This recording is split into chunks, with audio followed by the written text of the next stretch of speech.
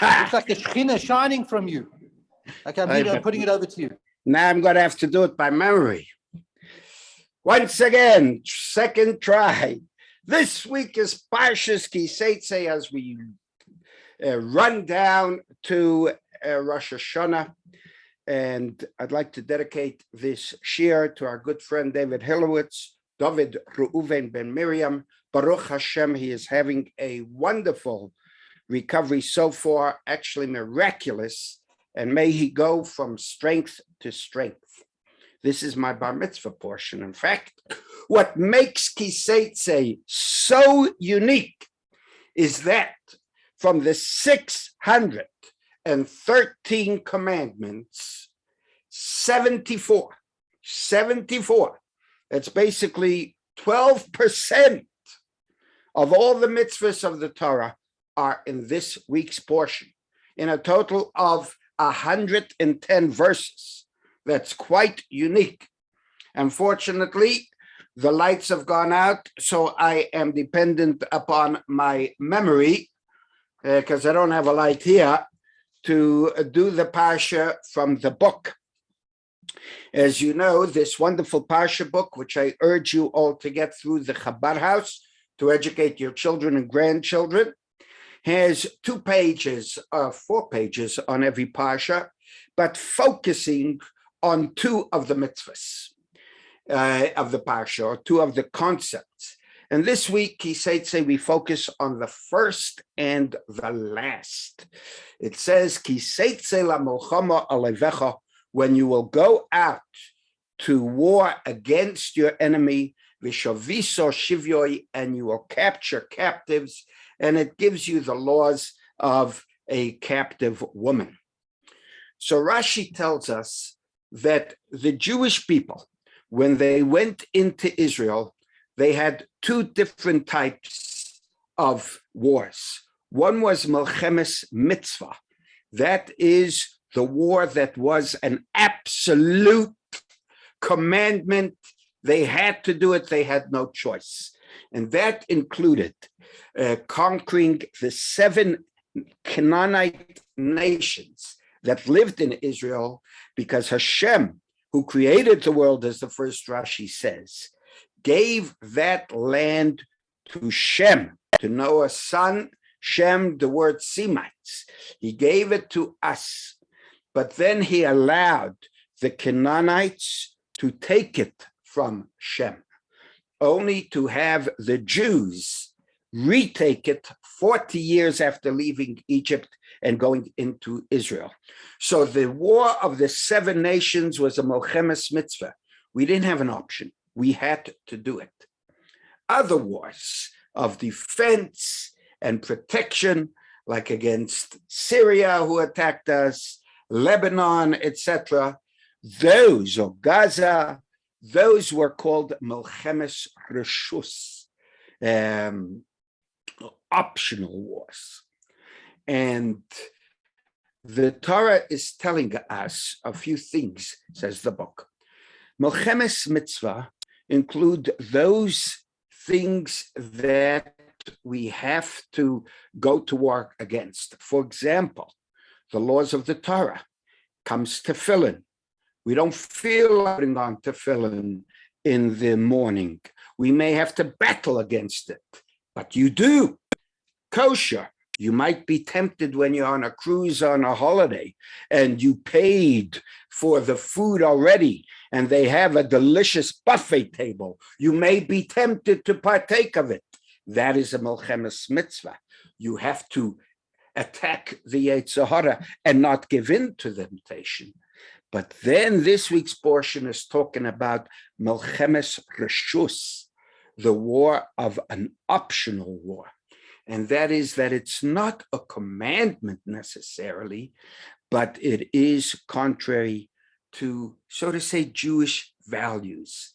And a person has to control himself, even when it comes to values, and to make himself do things that are more Jewish, even the minute things.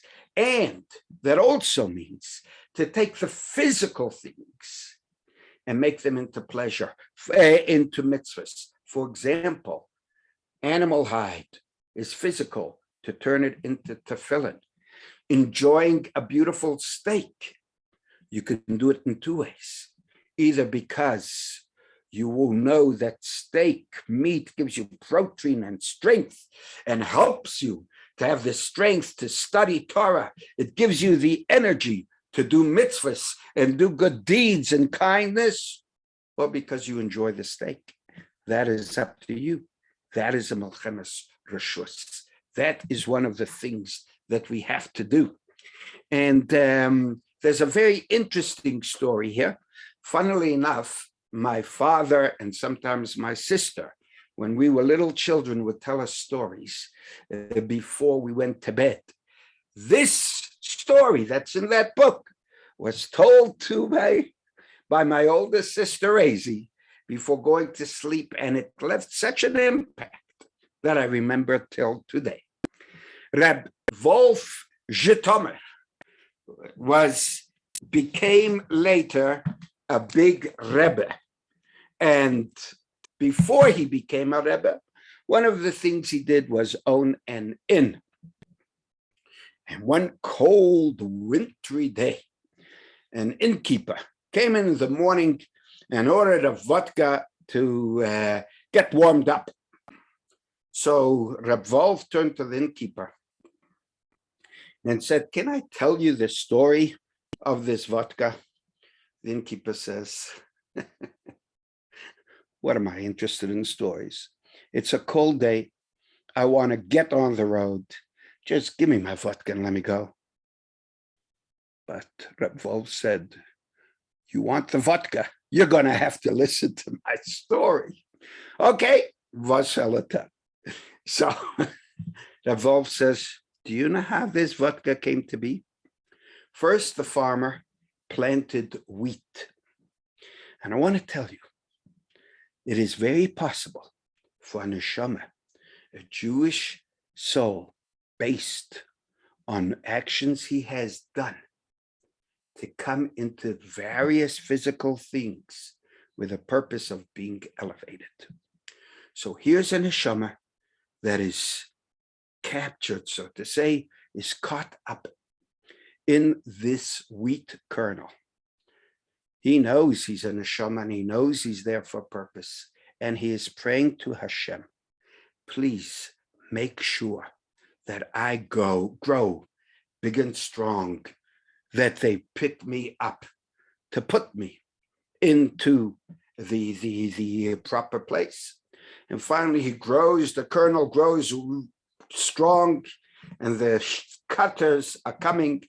And this neshama in the kernel is praying to Hashem, please let me be cut and not left behind. To make it shorter, let me, once I'm cut, let me be caught up with those that are wrapped and not left on the ground into the barn. And then let me get ground up in the right way, the hops, to get into the vodka. And finally, now I'm a good vodka, let me get into the bottle of a vodka and not be left on the ground. Oh, and now that I'm a bottle, please ensure that me, the boy in the bottle, gets placed in a shop that Jews go there. Now he's in a bottle, and a Jew orders the cup of vodka. He says, please place me in that cup. And then he says, and please, I'm begging you, Eibishter help, that the person who drinks me will say a bracha before he knocks, bottoms up. And before he says alachaim, he says a bracha, having in mind that this shot should warm him up to give him energy to serve Hashem. And Reb Wolf says, do you know what today is? The wagon driver suddenly says, oh, today is my father's yahrzeit. What do you think I should do? Reb Wolf looks at him and he says, say a bracha have a mind your father, and that his neshama should have an aliyah. That is kiseitze la mulchama alevecha, going to war against the physical, optional war, but to bring it to higher, to capture it for Hashem. The second thing he goes is the importance of Amalek. We know that we read this Parsha's Zohar, the Shabbos before Purim. It is from the Haftarah of Parshas Kiseitze, and there's a positive commandment. We say it every day in our 6 remembrances, to remember what Amalek has done to you. Lo tishkach, never forget. What did Amalek do to us? We are told that when the Jews left Egypt, the entire world was in awe of the Jewish people and what Hashem has done for them. And so, unbelievable. The Torah says, Asher korcha baderech. It wasn't his fight. He had nothing to do with it. But he was upset that the world was in awe of God and the Jewish people, and he decided to attack them. And Rashi says it is like pouring a boiling hot bath. No one would dare go into it.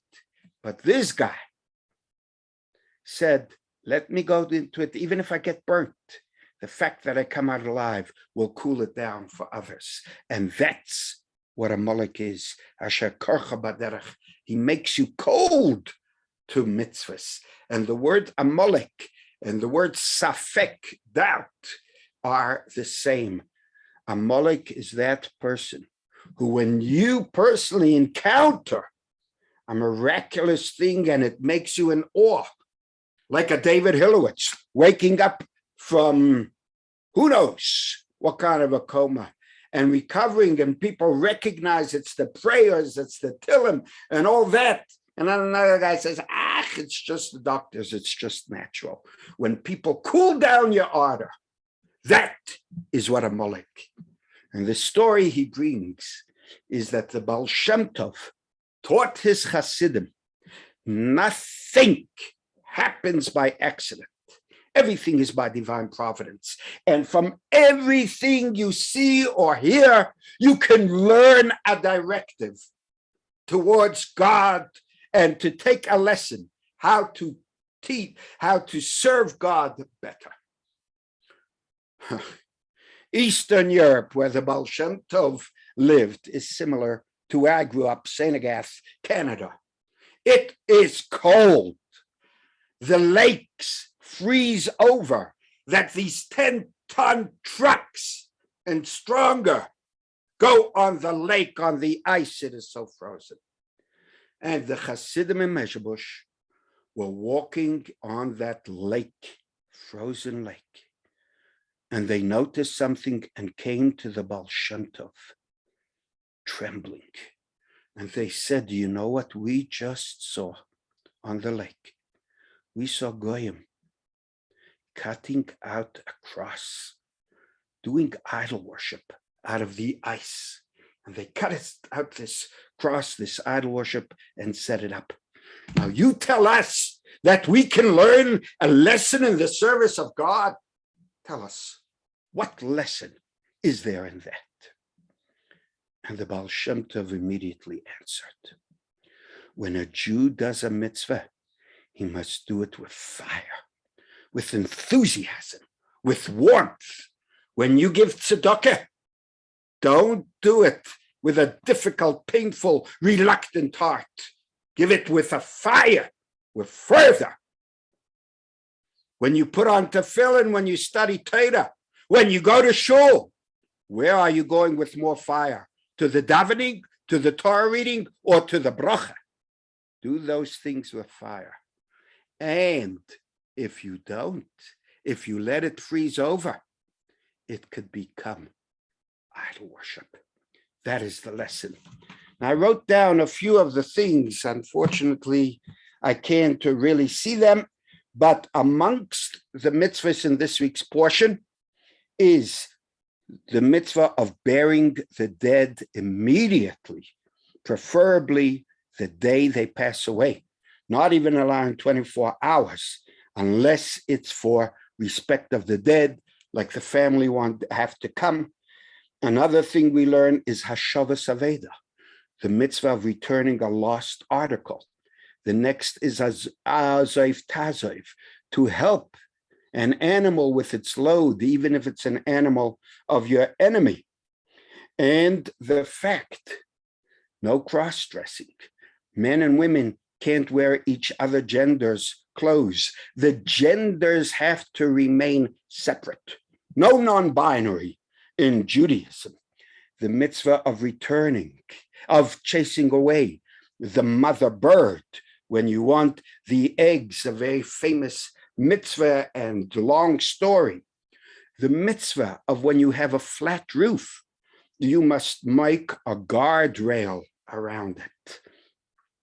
And that is also our own roof, our head. You must make a guardrail not to allow alien to sinful thoughts to enter it. The mitzvah which still applies today of shatnez, to make sure when you buy clothing, a suit, that wool and linen are not in it together. We have the mitzvahs of marriage and divorce, including the ketubah. This is the first document in the history of the universe, giving a woman her rights. And you can't just chase them away. There's a certain support you have to give them. The laws of a kosher get, and a get is a specific law. Unfortunately, those who don't follow observant Judaism, like Reformed, etc., they don't make a kosher get. And if that woman remarries someone else, as we have in this portion, the children may be mamzedim. So you have to make sure that there is a kosher get. The Torah says you're not allowed to have intimate relationships unless you are married to that person. Even two single people are not permitted to have relationships, intimate, illegitimate, whatever you call it. But that doesn't make the children mamzedim, by the way. The law that you're not allowed to borrow or lend a Jew money on interest. And so we have the laws of heteriska, which you can ask Rabbi Masinta more at length of.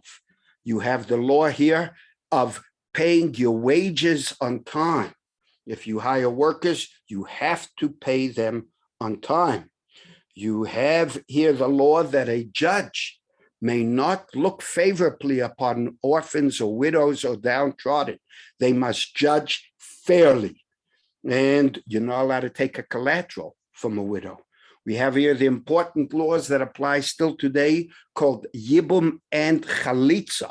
That is, if you marry someone and that person dies childless, the widow is not free to just go out and marry anyone. She has to do Chalitza with the brother in the Beth Din. It's a long aspect. And amongst the laws also is that you're not allowed to have inaccurate scales, and that if you see someone chasing another to kill them, you have a mitzvah to save the one who's being pursued, even if you have to kill the pursuer and the Amalek. Today's Haftarah is Roni Akara. It's the 5th of the 7 of comfort. But as mentioned in Parshas Re'eh, being that it was Rosh Chodesh, that week, we read a double Haftarah, the only time of the year that you read a double Haftarah. Kiseitse, which is chapter 54 in Isaiah, and it follows on to Re'eh Ani Soyara. And so there's a double Haftarah read today indeed. My friends, I'm sorry for the little misunderstanding with the no power. Baruch Hashem, we're living in the blessed country of South Africa. May Hashem bring light to everybody, the light of Moshiach and Kesiva v'chasima tova. May Hashem answer all yours, all our prayers to the good for us, our communities, Klal Yisrael, the Holy Land of Israel, and the entire world. Shabbat Shalom. Thank you.